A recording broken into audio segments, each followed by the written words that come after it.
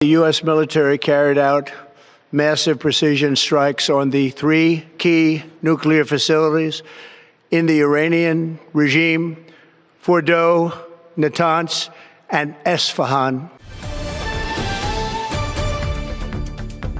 बिस्मिल्लाहिर्रहमानिर्रहीम। नाज़रीन अस्सलाम वालेकुम, मैं हूं आपका मेज़बान साबिर शाकिर। ताज़ा तरीन खबरों, इत्तलाआत और तबसरों के साथ पाकिस्तान के हालात वाक़यात और दुनिया भर में इस वक्त क्या चल रहा है उसके बारे में आपको आगाह करेंगे। इसराइल और ईरान की जंग, जैसा कि आपको मालूम है कि एक नए मरहले में दाखिल हो चुकी है। गुज़श्ता रात अमेरिका ने ईरान पर हमला करके बाकायदा तौर पर इसमें शमूलियत का ऐलान कर दिया और उन्होंने बता दिया प्रेसिडेंट ट्रंप ने कि वो हर सूरत में इसराइल के साथ हैं, नेतन्याहू के साथ हैं और उनको मुकम्मल सपोर्ट करते हैं। और उन्होंने ये हमला इस उजलत में किया कि उन्होंने अपने सवाबदीदी इख्तियारात इस्तेमाल किए, क्योंकि किसी भी मुल्क पर हमला करने के लिए अमरीकी कांग्रेस से मंजूरी ज़रूरी है और यही मुतालबा अमेरिकन कांग्रेसमैन कर रहे थे, खा उनका ताल्लुक रिपब्लिकन से था या डेमोक्रेट से था। और बहुत सारे वहाँ के सीजन्ड पॉलिटिशियंस और सीजन्ड सीनियर पार्लियामेंटेरियंस वो मुसलसल इस खदशे का इजहार कर रहे थे कि प्रेसिडेंट ट्रंप को रोका जाए और अगर अमेरिका बरह रास्त एक लड़ाई में आता है तो इसके दूररस और तबाहकुन नताइज बरामद होंगे। इसलिए इस लड़ाई में अमेरिका को बरह रास्त शामिल नहीं होना चाहिए।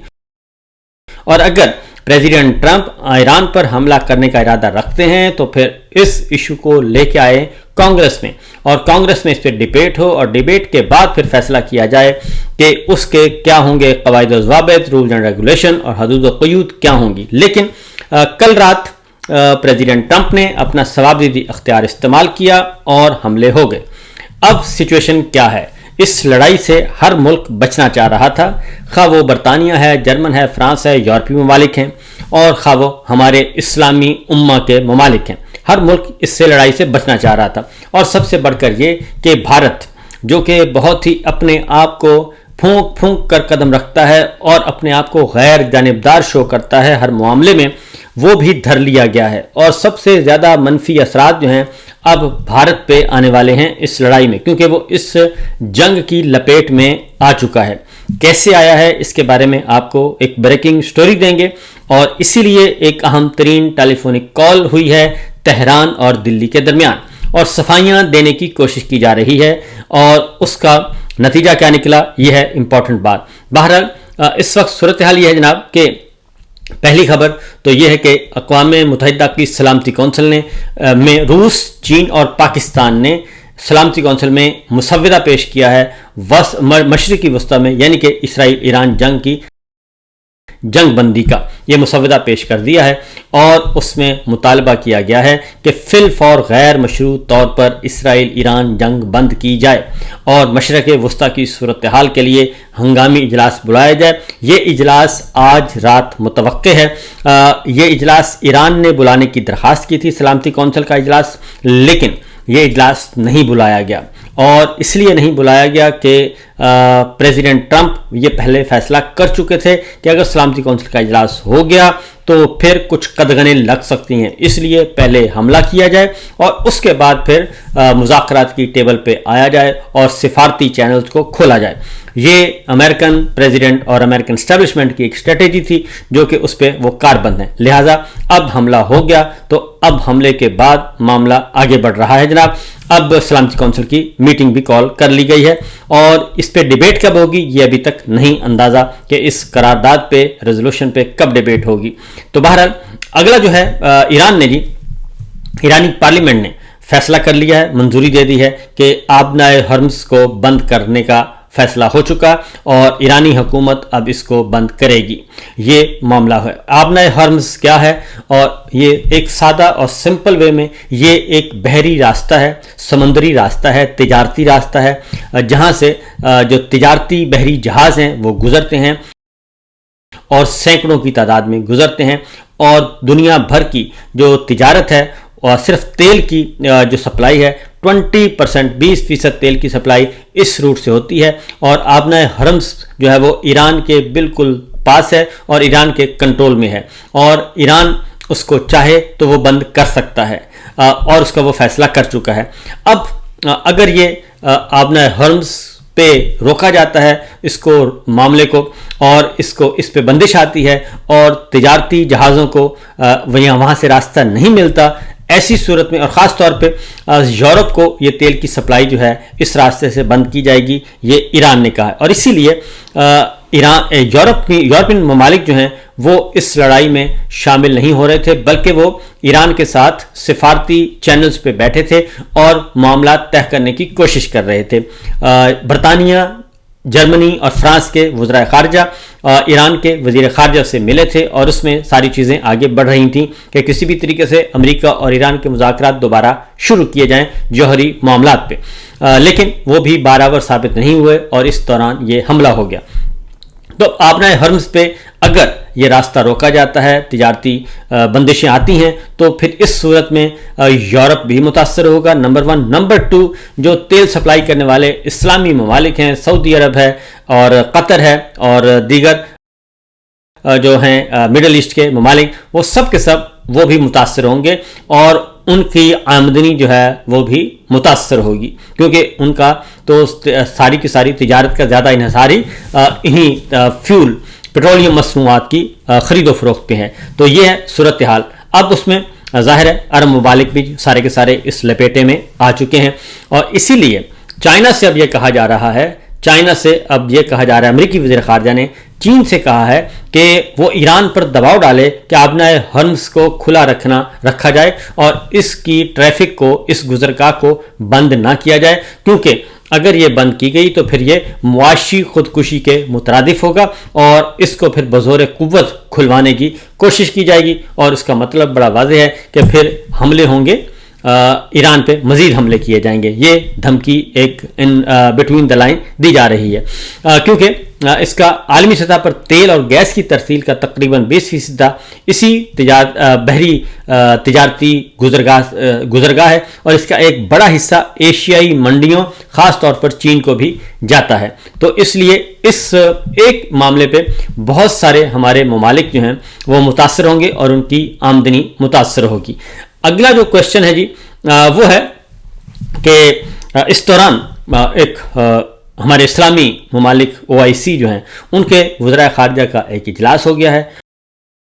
اور استنبول میں تھا، اس میں field marshal general Asim Munir جو ہیں وہ بھی شریک تھے، اور ڈپٹی پرائم منسٹر جو وزیر خارجہ ہمارے اور اسحاق ڈار صاحب وہ بھی موجود تھے۔ تو وہاں پہ جو ایک طویل ترین سیشن کے بعد، 2 روزہ کانفرنس کے بعد اعلامیہ جاری کیا گیا، ایک طویل ترین اعلامیہ جاری کیا گیا ہے، اور اس میں جو مسلم امہ کو درپیش تمام کے تمام مسائل ہیں ان کا احاطہ کیا گیا ہے، اور اس میں مشرق سے مغرب اور شمال سے جنوب جتنے بھی مسلم ممالک کو اور مسلم امہ کو درپیش خطرات ہیں، اس میں کشمیر کے معاملے کو بھی ڈسکس کیا گیا ہے، مڈل ایسٹ کے معاملے کو بھی ڈسکس کیا ہے، روہنگیا کا بھی معاملہ ہے، سب کا ہے، اور فلسطین کے معاملے کو بھی ڈسکس کیا گیا ہے۔ تو اس میں جو کرکس وہ آپ کو بتا دیتا ہوں تازہ ترین صورتحال کے حوالے سے، وہ یہ ہے کہ کنسرن شو کیے ہیں، OIC نے تشویش کا اظہار کیا ہے ایران پر جو امریکہ نے حملے کیے ہیں اس پہ، اور فوری طور پہ جنگ بندی کا مطالبہ کیا ہے، اور اپیل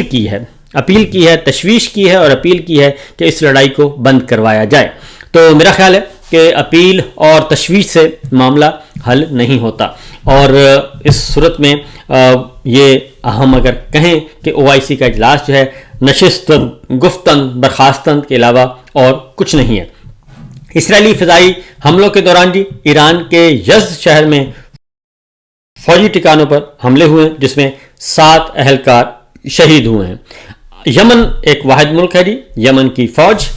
کے سربراہ نے یہ کہا ہے کہ اسرائیل اور امریکہ کے خلاف جنگ میں ایران کا ہم ساتھ دیں گے اور باضابطہ طور پر دیں گے اور ڈنکے کی چوٹ پہ دیں گے۔ یہ تہران ٹائمز کی رپورٹ یمنی مسلح افواج کے ترجمان بریگیڈیئر جنرل یحییٰ ساری نے اپنے ذاتی سوشل میڈیا اکاؤنٹ پر ایک بیان کے ذریعے اعلان کیا ہے کہ یمن باضابطہ طور پر امریکہ اور اسرائیل کے خلاف جنگ میں داخل ہو رہا ہے، اور اپنے بحری جہازوں کو ہمارے علاقائی پانیوں سے اب وہ دور رکھیں، ورنہ ہم یہ حملے کریں گے۔ اور اس کے ساتھ ساتھ جی اب اگلی خبر جو ہے وہ آپ کو دیتے ہیں تاکہ آپ کو اندازہ ہو سکے کہ اس وقت پوری دنیا اس لپیٹے میں کیسے آئی ہے۔ جو بریکنگ سٹوری ہے وہ ہے کہ یہ جو 2 طیارے ہیں جو خطرناک ترین ہتھیار لے کر گئے اور ایران پر حملہ ہوئے اور ایران کی جوہری تنصیبات کو نشانہ بنایا، اس میں نقصان کتنا ہوا یہ تو ابھی ایک بحث ہے۔ یہ میرے سامنے جی ایک میپ آیا ہے اور اس میں اس کا روٹ بتایا گیا ہے، اور امریکی بمبار طیارے جو ہیں وہ انڈین ایئر سپیس انہوں نے استعمال کی اور ایران کے نیوکلر جو تھے سائٹس تھیں ان کو ہٹ کرنے کے لیے، اور بھارت نے ایک سہولت کار کا کردار ادا کیا ہے امریکہ کے لیے۔ B-2 فلائٹس جو ہیں وہ سٹارٹ گوام سے ہوئی ہیں، اور گوام سے ہوتے ہوئے یہ ایک نقشہ میرے سامنے موجود ہے، ہوتے ہوئے جی ایڈمن سی سے گزری ہیں، پھر سینٹرل انڈیا سے ہوتی ہوئی ایران بارڈر اور عریبین سی سے یہ ایران بارڈر پہ داخل ہوئی، اور وہاں پہ انہوں نے یہ نشانہ بنایا ہے۔ اور اس کے ساتھ ساتھ صرف یہی نہیں بلکہ ایران ٹائمز کی طرف سے بھی یہ ٹویٹ آیا ہے، ایران ٹائمز نے یہ کنفرم کیا ہے کہ امریکی فوج جو ہے، امریکی فضائیہ، انہوں نے ایئر سپیس جو استعمال کی ہے ایران پر حملے کے لیے وہ انڈیا کی ہے۔ اور نئی دہلی، انہوں نے کہا کہ جو نئی دلی ہے وہ اس سارے معاملے پر خاموش ہے، اور وہ ایک تاریخ کے اس موڑ پہ وہ غلط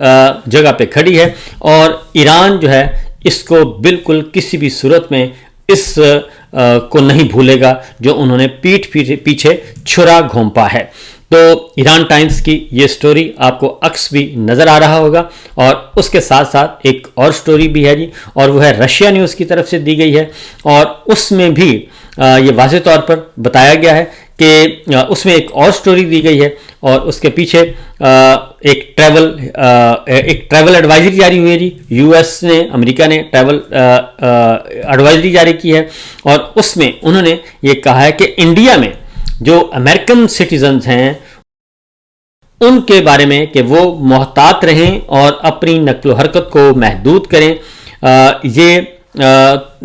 ایک ٹویٹ آپ کے سامنے نظر آ رہا ہوگا کہ U S issues travel warning to its citizen travelling to India that's not safe while this is happening on a daily basis in America. تو یہ ایک ٹویٹ آپ کو نظر آ رہا ہے جناب، یہ صورتحال اور یہ سچویشن ہے۔ تو اب جو اس کے ساتھ ہی جو خبر ہے وہ بھی میں آپ کو بتا دوں کہ اس کے میں جناب پاکستان کے حوالے سے، پاکستان میں نواز شریف صاحب کا ٹویٹ اکاؤنٹ خاموش، مریم صاحبہ کا خاموش، شہباز شریف صاحب کا خاموش، اور کسی نے بھی ابھی تک ایران پر امریکی حملوں کی مذمت نہیں کی، نہ ہی مریم صاحبہ نے، نہ ہی نواز شریف صاحب نے، اور نہ ہی شہباز شریف صاحب نے۔ ان کے جو سوشل میڈیا اکاؤنٹ ہیں وہ مکمل طور پر خاموش ہیں، اور یہ ایک الگ سے ایک الارمنگ صورتحال ہے، اور میرا خیال ہے کہ ایران کو بھی بہت اچھی طرح اندازہ ہو جائے گا، اور ہمارے پاکستانی بھائیوں کو بھی اندازہ ہو جائے گا کہ کون اس وقت کس طرف کھڑا ہے۔ تو یہ چیز ہے جناب، یہ خبریں ہیں، باقی انشاءاللہ اگلے ولاگ میں مزید آپ کو خبروں سے آگاہ کریں گے۔ فی الوقت دیجیے اجازت، اللہ حافظ۔